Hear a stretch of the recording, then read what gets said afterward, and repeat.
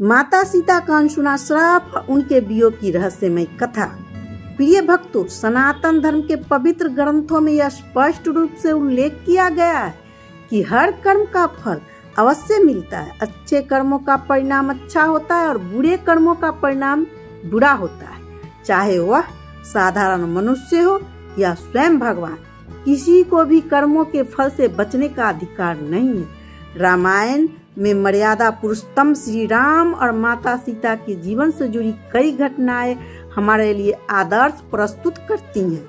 अयोध्या के राजा श्री राम ने अपनी पत्नी माता सीता को धोबी की बातें में आकर वनवास दे दिया था, लेकिन क्या आपको पता है कि माता सीता को गर्भावस्था में अपने पति से अलग होने का दंड क्यों मिला? क्या आपने सुना है कि माता सीता ने ऐसा कौन सा पाप किया था जिसके कारण उन्हें यह दंड भोगना पड़ा?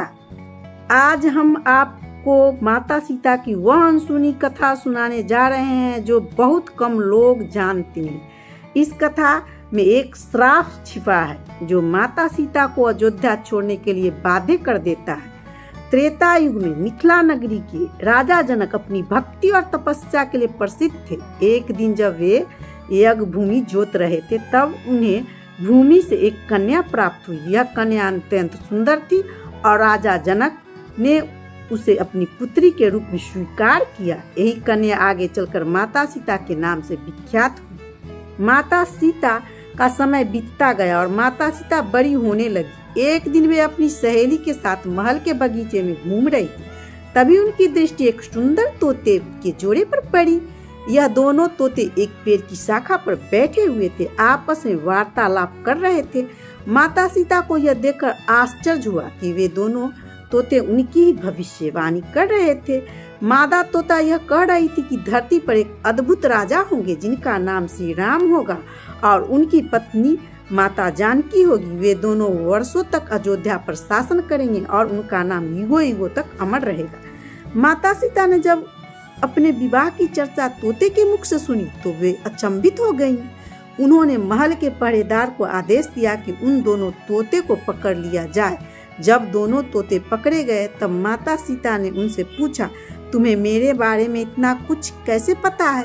तब नर तोते ने उत्तर दिया, हम पहले वाल्मीकि महर्षि के आश्रम में रहते थे। वहाँ हम राम और सीता के जीवन की कथा सुनते थे, जिससे हमें यह सब बातें याद हो गई। माता सीता को यह जानकर और भी जिज्ञासा हुई कि उन्हें सोचा कि इन दिव्य पक्षी से अपने जीवन से जुड़ी और भी बातें पूछ सकती हैं। इस विचार से उन्हें दोनों तोते को और प्रश्न करने शुरू कर दिए।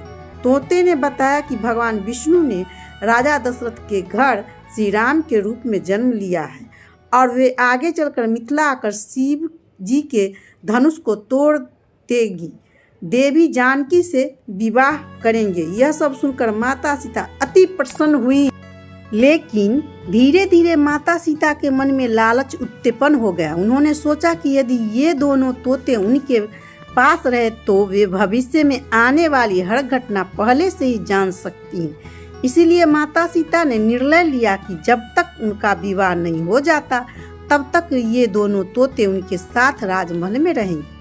जब माता सीता का यह निर्णय सुनाया तो तोते का जोड़ा घबरा गया। नर तोते ने हाथ जोड़कर प्रार्थना की कि हे जनकनंदिनी, हम आकाश में विचरण करने वाले प्राणी हैं, हमें पिंजरे में बंद करके मत रखिए, अन्यथा हम जीवित नहीं रह पाएंगे।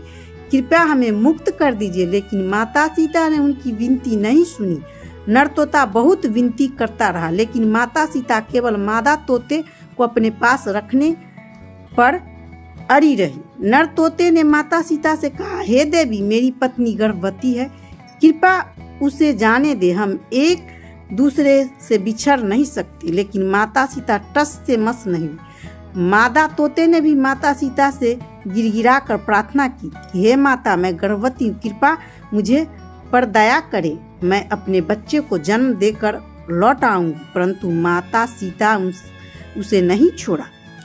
अत्यधिक पीड़ा और अपमान से भरकर मादा तोते ने माता सीता को श्राप दिया कि हे देवी, जैसे तुमने गर्भवती होने के बावजूद मुझे मेरे पति से अलग किया है, वैसे ही तुम्हें भी गर्भवती होने पर अपने पति का वियोग सहना पड़ेगा। इतना कहकर वह मादा तोता वहीं अपने प्राण त्याग देती है। उसकी मृत्यु से दुखी नर तोता भी अपनी पत्नी के वियोग में दम तोड़ देता है, लेकिन मरने से पहले वह माता सीता से कहता है कि हे सीता, तुमने जो किया है उसका परिणाम तुम्हें अवश्य भुगतना पड़ेगा। मैं अगले जन्म में मनुष्य के रूप में जन्म लेकर तुम्हें तुम्हारे पति से अलग करूंगा। कहा जाता है कि अगले जन्म में वही नर तोता एक धोबी के रूप में अयोध्या में जन्मा और उसी ने माता सीता के चरित्र पर उंगली उठाई थी। उसके आरोप के कारण ही श्री राम को माता सीता का परित्याग करना पड़ा और गर्भावस्था में माता सीता को वन में भटकना पड़ा।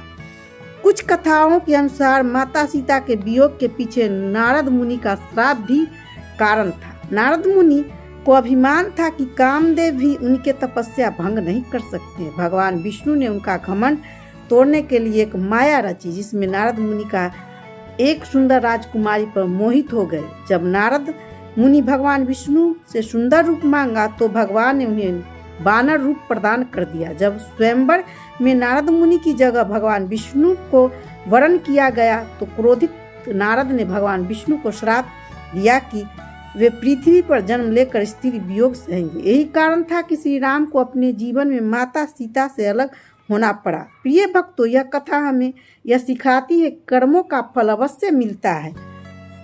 माता सीता को उनके पिछले जन्मों का दंड मिला, लेकिन यह भी सत्य है कि वे एक आदर्श नारी और उनके त्याग की महिमा अनंत है। श्री राम और माता सीता का प्रेम अमर था और रहेगा।